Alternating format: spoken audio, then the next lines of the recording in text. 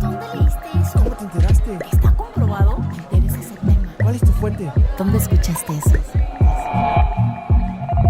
Historias para mentes curiosas.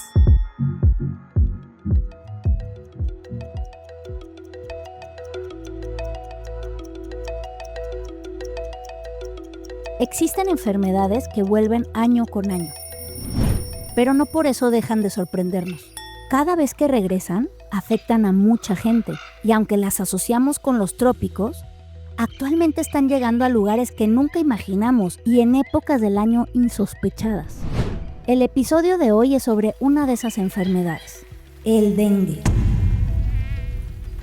Soy Karina Rodríguez, editora general de Tech Science, la plataforma de divulgación científica del TEC de Monterrey, y te doy la bienvenida a Historias para Mentes Curiosas. Tal vez estés pensando que el dengue nada tiene que ver contigo, que en tu ciudad jamás se ha hablado de eso y nunca ha sido un problema. Bueno, pues déjame decirte que cerca de la mitad de la población mundial está en riesgo de contraerlo. Y te voy a contar algo más. Este tema no lo elegimos al azar. Tampoco salió de una junta editorial ni de una noticia viral, sino de una experiencia personal. Nuestra compañera guionista Carmina de la Luz tuvo dengue el año pasado y, como nos dijo después, no solo sufrió fuertes dolores y mucha fiebre, también le dejó un montón de preguntas. ¿Por qué parece que cada vez hay más casos? ¿Por qué algunas personas la pasan leve y otras terminan en el hospital o mueren? ¿Por qué no hemos logrado controlar un padecimiento que conocemos desde hace décadas? Por eso, Carmina propuso hacer este episodio, para conectar los puntos y sobre todo para compartir las respuestas que la ciencia ya tiene y que nos pueden ayudar a cuidarnos. ¿Me acompañas a descubrirlas? Entonces, comenzamos. Historias para mentes curiosas.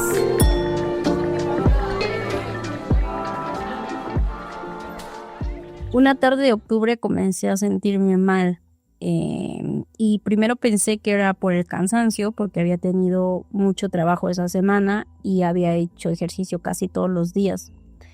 Pero cuando el malestar se hizo mayor, dije no, esto es otra cosa.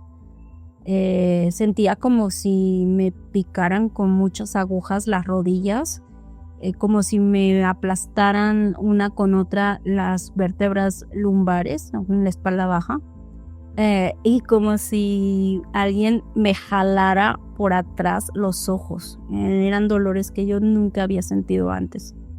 Quien habla es justamente Carmina de la Luz. En ese momento, ella vivía en Guadalajara, Jalisco, el estado que registró más casos de dengue durante 2024 y que este 2025 lidera las estadísticas. Yo sabía que estábamos pasando por una crisis de dengue en la ciudad y tenía además conocimiento de los síntomas. Era la noticia de todos los días en el periódico, este pico de casos de dengue. Y bueno, pues todo coincidía, así que llegó un punto en el que dije, pues seguro va a ser dengue.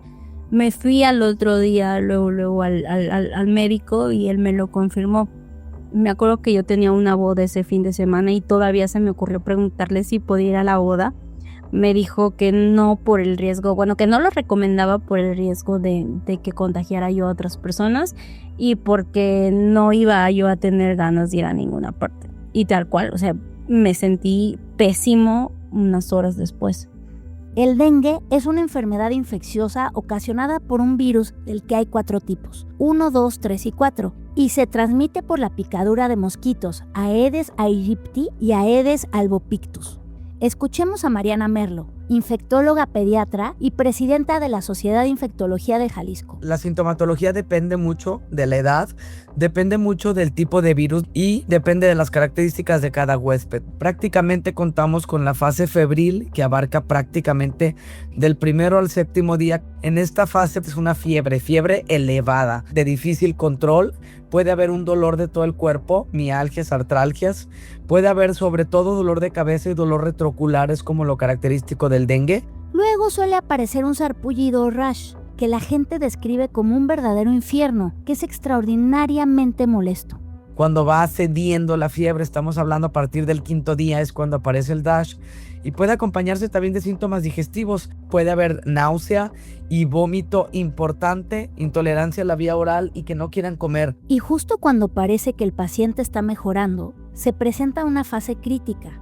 En un lapso de 24 a 48 horas, la situación puede seguir transcurriendo favorablemente o dar un giro de 180 grados y agravarse. A mí la enfermedad me sacó de circulación como 2 semanas. En ese tiempo fue muy incapacitante. O sea, solo me levantaba de la cama al baño y de regreso. E incluso eso me costaba trabajo. Ya luego empecé a retomar mis actividades poco a poco después de esas 2 semanas, pero terminé sintiéndome bien como al mes de que habían iniciado los síntomas. Fue al mes que dije, ay, ya volví a ser yo misma. Y bueno, por fortuna no necesité hospitalización, pero en ese mismo brote en Guadalajara, varias personas cercanas a mí sí fueron a dar al hospital y pues me asusté porque pues tenía miedo de ser uno de esos casos. Y es que de cada 10 personas que se enferman de dengue, 4 desarrollarán signos de alarma. Que aquí ya tenemos pulso débil, deshidratación, taquicardia, extremidades frías. Ya es cuando puede haber sangrado. Ya hablando un poquito de las complicaciones, tendríamos un choque hipovolémico, daño de órganos, neumonía, sepsis, ya otro tipo de enfermedades agregadas. Victoria Pando, viróloga e investigadora del Instituto Nacional de Salud Pública, nos explica de qué dependen las posibles complicaciones. Las comorbilidades son muy importantes en el desarrollo de dengue severo. Por ejemplo, las personas que tienen diabetes tienen mayor riesgo a presentar dengue severo que las personas que no tienen diabetes. Y eso se ha visto también con las personas que tienen hipertensión, obesidad y muy importantemente, que no es una enfermedad, pero es una condición de salud. Cuando las personas están embarazadas, las mujeres embarazadas también tienen mayor riesgo de presentar dengue severo si llegan a ser infectadas. Y a diferencia de lo que sucede con otras enfermedades infecciosas, haber tenido dengue en el pasado no te protege ni te hace inmune. Al contrario. Si le pica el dengue tipo 1 y se vuelve usted a reinfectar, probablemente tenga una inmunidad en ese momento. Pero a lo largo de la vida todos los pacientes se pueden infectar de los 4 tipos de dengue. ¿Qué quiere decir con esto? Que si usted en octubre le dio dengue tipo 1, no está inmune de que en diciembre le pueda dar tipo 2, tipo 3 o tipo 4. Cada caso de reinfección aumenta 3.5 veces el riesgo de caso grave. Esto ocurre a menudo en las llamadas zonas hiperendémicas, que en México cada vez son más comunes y de mayor tamaño. Se les dice así porque circulan los 4 tipos de virus de dengue prácticamente en todas las estaciones. El problema es que en los últimos años ha aumentado la letalidad, o sea, el porcentaje de muertes. Por ejemplo, en el 2010 era de menos de 1%, y en el 2020 el porcentaje de letalidad ha aumentado más o menos al 3%, o sea, ha aumentado 3 veces, ¿no? También algo muy importante es que la mayor incidencia era en personas de mayor edad. Ahora la incidencia de dengue ha cambiado la dinámica de la carga de la enfermedad y dengue está más en las personas menores de 20 años. Por eso, los especialistas hacen tanto hincapié en que alguien que ya tuvo dengue instale mosquiteros, use repelente y vista pantalón y manga larga. La verdad es que no basta con protegerse individualmente. El dengue es un problema colectivo, cíclico y creciente. Hay años donde la incidencia, el número de casos aumenta. Estos generalmente son cada 3 a 5 años. Hubo epidemia de dengue el 2019 y luego tuvimos un pico enorme de casos de dengue el 2023 y de manera inusual también fue un año epidémico el 2024. En el caso de México, o sea, recuerdo más o menos el número de casos probables de dengue en el 2019 fueron como 190,000. En el 2023 fueron como 250,000 y en el 2024 fueron cerca de 500,000 casos probables de dengue, con confirmación de más o menos 150,000 casos, ¿no? Entonces, la incidencia ha ido aumentando. ¿Recuerdas que al principio del episodio te comenté que según la Organización Mundial de la Salud, el 50% de la humanidad está en riesgo de contraer dengue? Eso equivale a más de 4,000 millones de personas, ubicadas no solo en las áreas de mayor incidencia como América Latina y Asia, sino también en sitios donde hasta hace poco nadie hablaba del virus. Así nos lo advierte el investigador del Colegio de la Frontera Sur, José Pablo Liedo, quien recientemente obtuvo el premio al mérito Exatec por sus contribuciones al control de plagas. Se está ampliando la distribución del mosquito y de la enfermedad. Actualmente ya se reporta Aedes albopictus, que es una especie muy cercana a Aegypti y que también transmite dengue y chikungunya y zika. Hay Aedes albopictus en el sur de Europa, en Italia, en sur de Francia, cosa que nunca había sucedido, ¿no? Pero, ¿cómo llegaron los mosquitos hasta allá? Vamos a averiguarlo después de la pausa. Si quieres conocer más sobre cómo cuidar tu salud, te invitamos a escuchar Hola de Salud. La prevención hoy es parte del tratamiento. El podcast en el que nuestros expertos te darán consejos para vivir de manera sana, equilibrada y feliz. Felicidad, ese sería un objetivo último. Escúchalo en Spotify, Apple Podcast y Google Podcasts. Historias para mentes curiosas.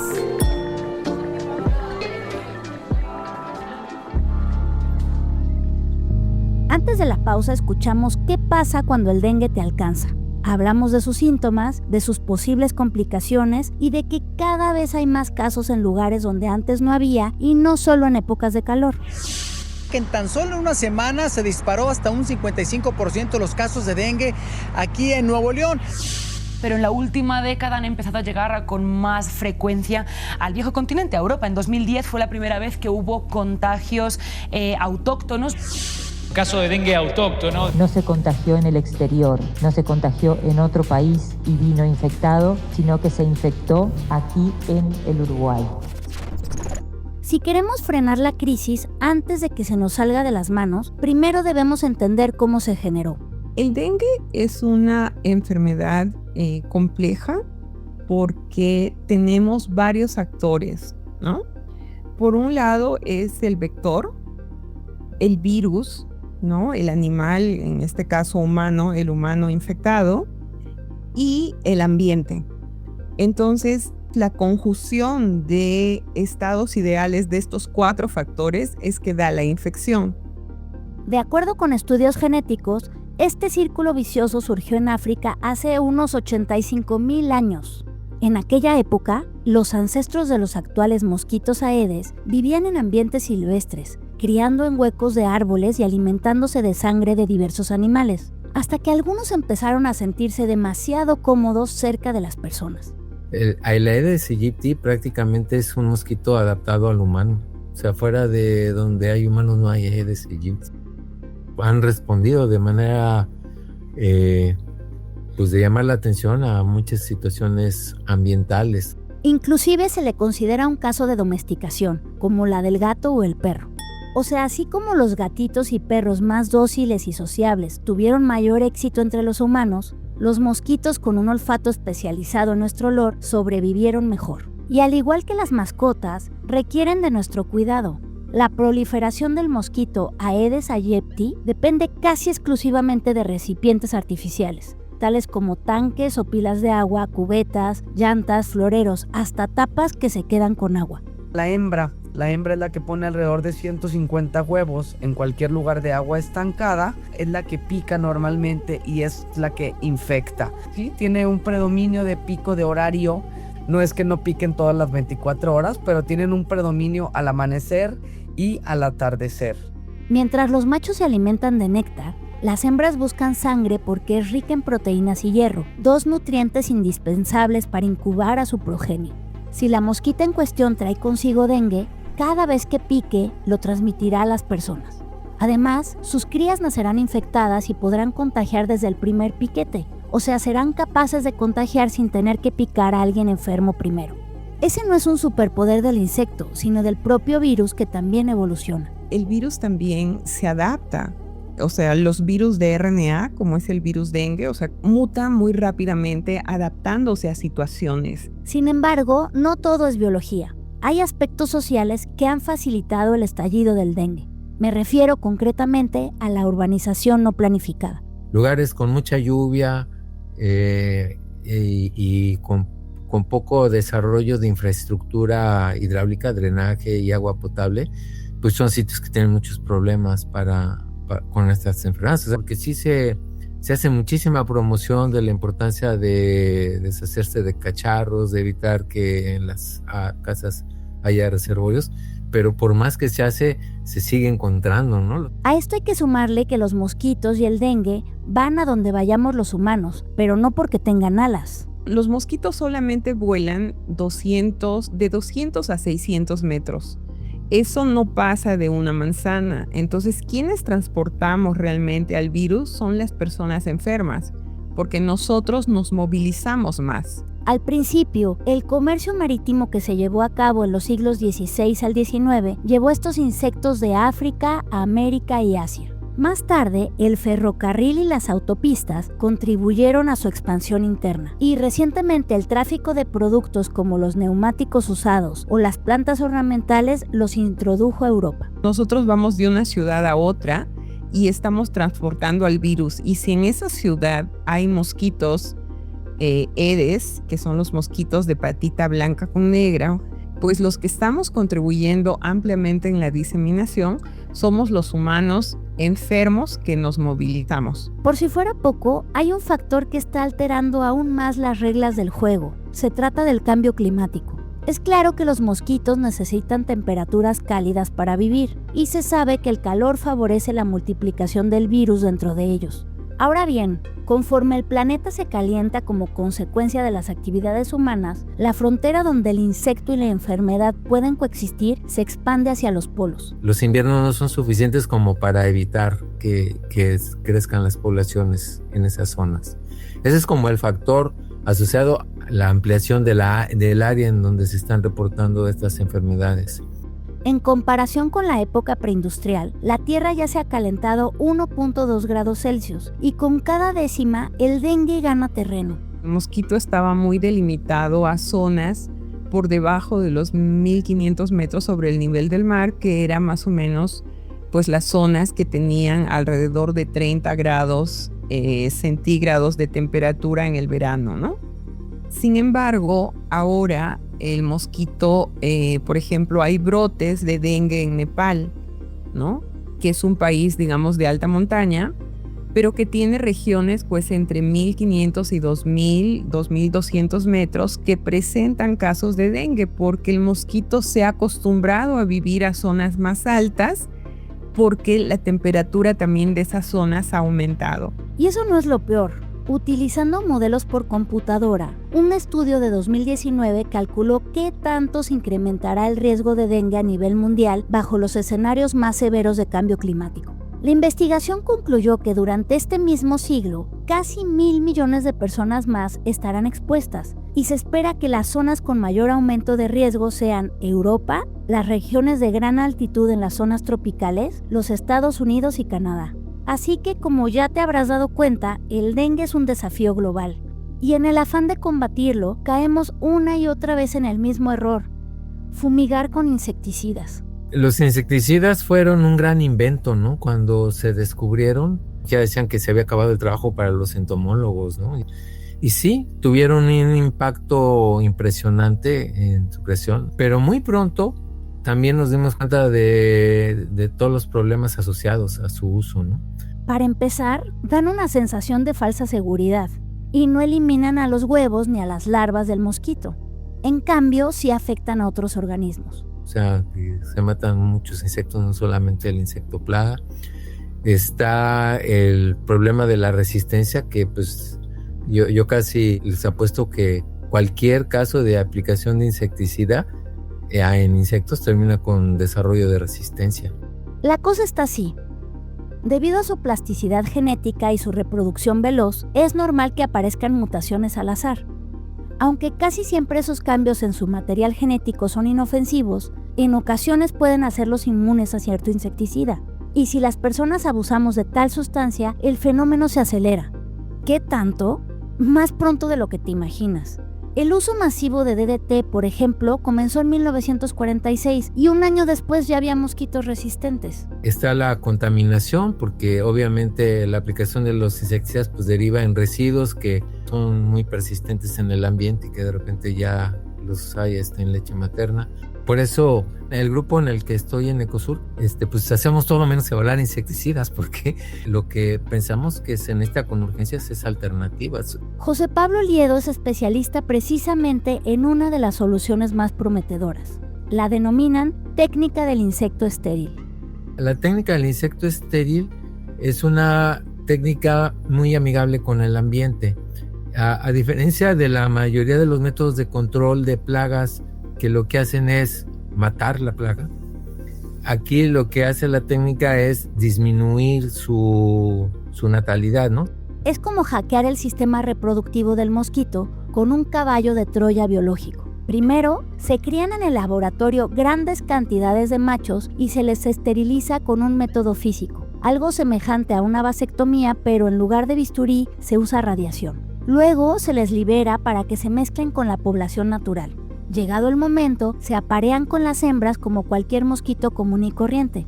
Sin embargo, al ser estériles, no dejan descendencia. Y aunque a simple vista todo parece seguir igual, poco a poco la población disminuye. Como la técnica va por el lado de la reproducción, pues es altamente específica, ¿no? Por definición, o sea, no va a afectar la tasa de natalidad de otras especies. Y también, a diferencia de otras técnicas amigables como control biológico, es que en el momento en el que decidiera dejarse de utilizar, no queda rastro. Los proyectos que recurren a este método aún se encuentran en fase piloto, pero en sitios como Singapur han mostrado resultados alentadores. Y tienen un programa de participación de la comunidad muy efectivo, entonces la gente apoya el programa. Entonces es un caso muy destacable de éxito. Muchísimos de los proyectos piloto que hay han encontrado buenos resultados. China tuvo un proyecto piloto que está publicado con muy buenos resultados. Cuba también hizo un proyecto que le dio buenos resultados y también lo publicaron. Pero sí siguen siendo pequeños, ¿no?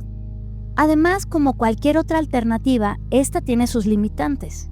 La hembra no deja de ser vectora, ¿no? O sea, puede no reproducirse, pero se alimenta y al alimentarse puede transmitir los virus, ¿no? Por suerte, el enfoque del control de la natalidad no es la única opción. Sobre la mesa también está una herramienta basada en una bacteria de nombre Wolbachia.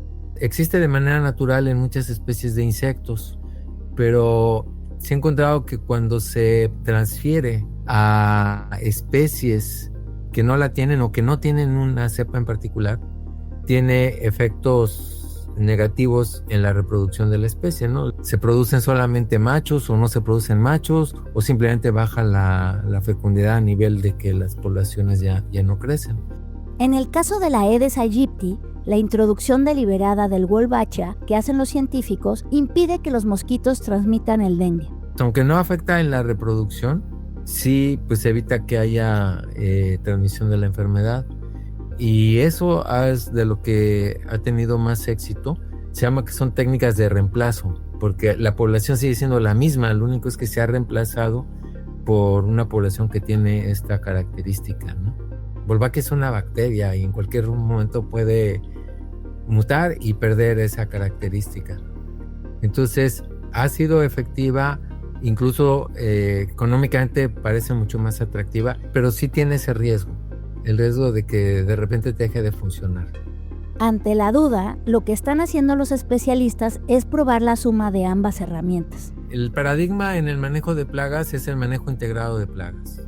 Y esto fue la reacción al uso de los insecticidas. O sea, este paradigma existe desde la década de los 70s, ¿no?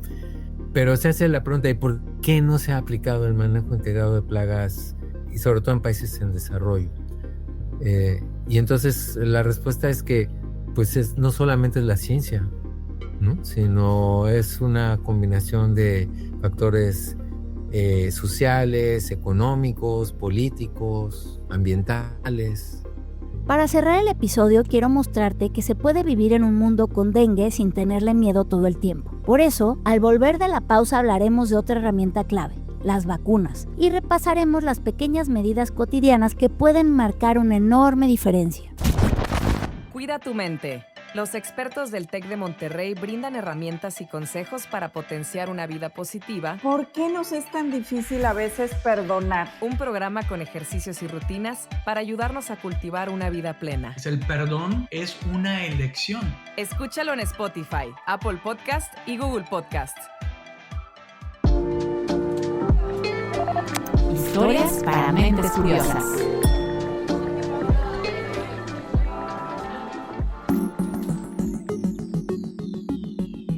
Antes hablamos de la técnica del insecto estéril y de la bacteria Wolbachia, dos alternativas de control del dengue muy prometedoras. ¿Qué más está haciendo la ciencia? ¿Y qué más podemos hacer las personas como tú o como yo? En este último bloque vamos a explorar algunas de las acciones complementarias que pueden marcar la diferencia, desde la vacunación, que parece estar a la vuelta de la esquina, hasta los cuidados más básicos que dependen de la comunidad. El reto con dengue, a diferencia de otros virus, es que tienes 4 virus muy parecidos que causan la enfermedad. Entonces, para hacer una vacuna, uno tiene que hacer una vacuna contra los 4 serotipos, ¿ok? Pero los esfuerzos no han parado. Hoy existen varias vacunas en desarrollo y un par han sido autorizadas en ciertas partes del mundo. Una de ellas es la vacuna Qdenga, que ya se aplica en países de América Latina como Brasil. Tiene los 4 serotipos incluidos. Lo que está muy padre de esta diferencia de la vacuna que tuvimos previamente es que la previa eran 3 dosis y con la previa tenías que haber tenido dengue obligadamente. Esta nueva vacuna, no importa si ya te dio o no te dio, y son 2 dosis de vacunas, se pone una y con un espacio de 3 meses se pone la próxima. Claro, no es una solución mágica ni una licencia para dejar de cuidarse. La eficacia no es igual para los 4 serotipos. Entonces, realmente todavía no tenemos la vacuna ideal. Sin embargo, pueden salvar vidas, sobre todo en casos donde hay un mayor riesgo de dengue severo. Esta herramienta debe complementarse con acciones colectivas de prevención. Seguramente las has escuchado hasta el cansancio, pero no está de más repetirlas. La primera línea de combate es evitar los criaderos de mosquitos. No tener aguas estancadas, utilizar repelente de mosquitos, mosquiteros y ropa adecuada cuando se pueda. Y cuando haya casos de dengue, pues tratar de aislarlos para evitar el contagio al resto de la familia. Hasta ahora no hay antivirales específicos contra el dengue, por lo que el tratamiento es de soporte. ¿Qué quiere decir esto? Que el paciente tiene que estar muy bien hidratado, en reposo y bajo vigilancia médica para responder a tiempo en caso de signos de alerta.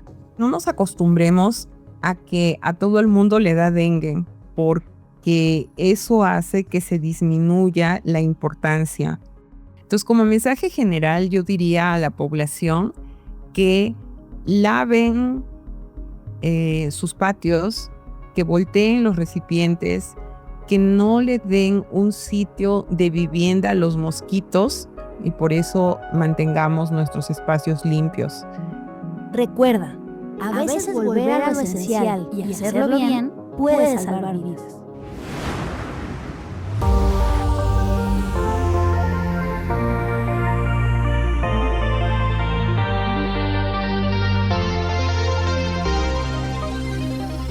Este episodio de Historias para Mentes Curiosas es el último de nuestra temporada 11. Pero no te preocupes porque volvemos en agosto con nuevos temas de ciencia e investigación. Agradecemos a los 3 especialistas que nos compartieron su conocimiento. Mariana Merlo, infectóloga pediatra y presidenta de la Sociedad de Infectología de Jalisco. Victoria Pando, viróloga e investigadora del Instituto Nacional de Salud Pública. Y José Pablo Liedo, investigador de Ecosur y referente en el control de plagas. Si te pareció importante este tema, comparte el episodio. Si hay temas que te inquietan y de los que te gustaría que habláramos, escríbelo en los comentarios. En este episodio participamos Carmina de la Luz, con el reporteo, el testimonio y además es la autora del guión. Roberto González contribuyó con una de las entrevistas, una servidora estuvo al frente de la edición y Orlando Olivero se encargó de la producción y la dirección de voz. Soy Karina Rodríguez y te espero la próxima temporada de Historias para Mentes Curiosas. Gracias por acompañarnos.